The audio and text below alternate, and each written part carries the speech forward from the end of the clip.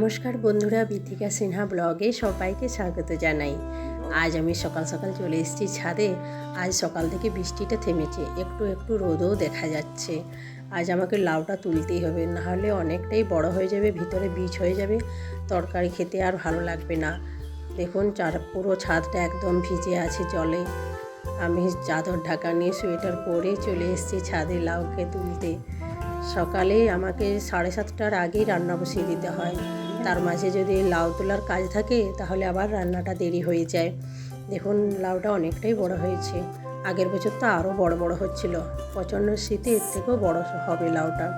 যত শীতটা কম থাকে তখন তত লাউটা ছোট হয়ে যায়। চলুন, আমার লাউ তোলা হয়ে গেছে। এবার তাড়াতাড়ি লাউ কাটা, রান্না করা, অনেক কিছু কাজ আছে। দেখুন একটু একটু রোদটা কি ভালো লাগছে, সত্যি খুব মিষ্টি লাগছে। রান্নাতে আমাকে হাজব্যান্ড একটু হেল্প করে সকালের দিকটা তরকারি কাটাতে, যে কোনো।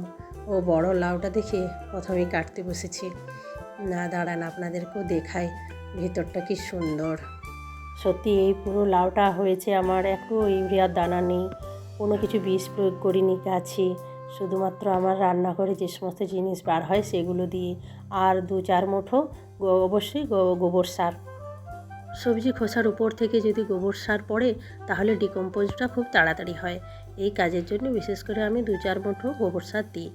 দেখুন কত ফ্রেশ টাটকা সবজিটা।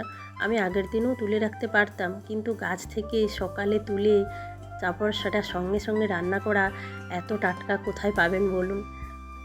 লাউ কাটা কমপ্লিট হয়ে গেছে।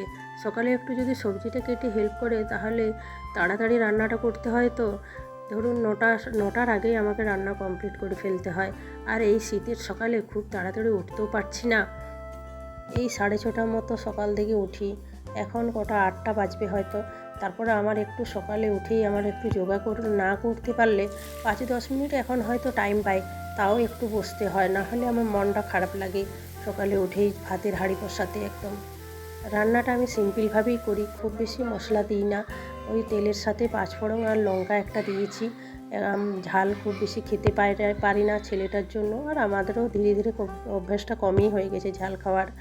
আর ওপর থেকে নুন আর হলুদ দিয়ে দিলাম। আর এদিকে মাছের মাথা দুটো ছিল, এগুলো লাউয়ের সাথে দিয়ে দেবো। এই দুটো আলাদা কড়াইতে ভাজতে বসিয়েছি। আর রান্নাটা খুলে জল খুব বার হয় লাউয়ের থেকে, তাই ঢাকনাটা খুলেই রান্না করতে হবে বেশিরভাগটা। আর সকালে রোদ্দুরটা পড়ছে তরকারিটার উপর, খুব ভালো। বলে নাকি ঢাকা দিয়ে রান্না করা খুব খারাপ, যতটা সম্ভব খুলে রান্না করতে পারলে খুব ভালো হয় রোদ্দুরের মধ্যে। কিন্তু সবার পক্ষে কি আর সেটা সম্ভব হয়? তাই যতটা সম্ভব মাছের মাথা দিয়ে দিয়েছি। রান্নাও আমার কমপ্লিট হয়ে গেছে। এদিকে করলা ভাজাগুলো ছেলের জন্য একটি একটি করে ভালোভাবে ভেজে নিচ্ছি। আর একটা আমার লাউটাতে আমার একটা গুঁড়ো মশলা দিয়েছিলাম, যে মশলাটা আমি একটা রেডি করে রাখি, ওইটাই। চলুন আপনাদেরকে দেখাই একটু লাউয়ের তরকারিটা। ওর বাবাকে খেতেও দিয়ে দিয়েছি, গিয়ে সব নামিয়ে দিচ্ছি, খেয়ে নেবে। তারপরে ছেলের খাবার রেডি করা আছে, তারপরে আমি নিজে খেতে পাবো সকালে। এই যে দুধ বসিয়েছি, বাদাম দিয়েছি, আর ওপর থেকে চিড়ের গুঁড়োগুলো করে রাখি কৌটাতে, সেটাই দিয়ে দিচ্ছি। মিক্সারে গুঁড়ো করে রাখতে হয়, তাহলে ওর খেতে সুবিধা হয়। মুখে লাগলে এখনও খেতে যায় না কোনো খাবার। চলুন, ওর বাবা খেতে বসে গেছে। কাল যে এইভাবে স্কুলে গেছিলো ছাতা নিয়ে, প্যান্ট গুটিয়ে, আর আজকে রোদ্দুর দিচ্ছে, গাছগুলোকে একটু রোদ্দুরের মধ্যে রাখলাম। আর আমার নিজের খাবার, আমার গাছের একটা পেঁপে পেকেছিল, সেটাই কেটে নিয়েছি। প্রথমে আগে এটা খাই, তারপরে একটা রুটি আছে খেয়ে নেব। সকালেই ভালো খাবারগুলো, মানে খালি পেটেই ভালো খাবারগুলো খেতে হয়। অনেকে ফল খাবার পরে খায়, কিন্তু এই সকল ফলগুলো অবশ্যই খাওয়ার আগে খাবেন। রোদ্দুরের মধ্যে গাছের মাঝে আমার খাবার খেতে খুব ভালো লাগে। কালকের একটা ক্লিপ আপনাদের সাথে শেয়ার করি। খুব বৃষ্টি পড়ছিল, তার মাঝে আমাদের একটা অনলাইনে অর্ডার দেওয়া ছিল, সেটাই দিতে এসছে ডেলিভারি। সত্যি ছেলেগুলো না খুব কষ্ট করছে, এত বৃষ্টির মধ্যে ভিজেও ডেলিভারি করছে। কাগজের প্যাকেটের মধ্যে আছে, প্যাকেটটা গিয়ে বাড়িতে রাখলাম ভিতরে। ছেলে বলছে বাবা এলে তারপরে খুলবো। সন্ধ্যের সময় ওর বাবা আসার পর তারপরে কিপটা খোলা হচ্ছে। ছেলে সেই যে কূপ ভেঙেছে, জন্মদিনের আগে ভাঙা হলো, ওই টাকাতে বলেছিল নিজের ইচ্ছে মতো কিছু কিনবে, তাই অনলাইনে অর্ডার দিয়েছিল। আমরা বলেছিলাম কিছু ভালো কিছু শিক্ষামূলক নেওয়াই ভালো, তার জন্য ওকে বললাম গ্লোবটা নে, তাই ওটাই ওর জন্মদিনের গিফট হিসাবে এসছে।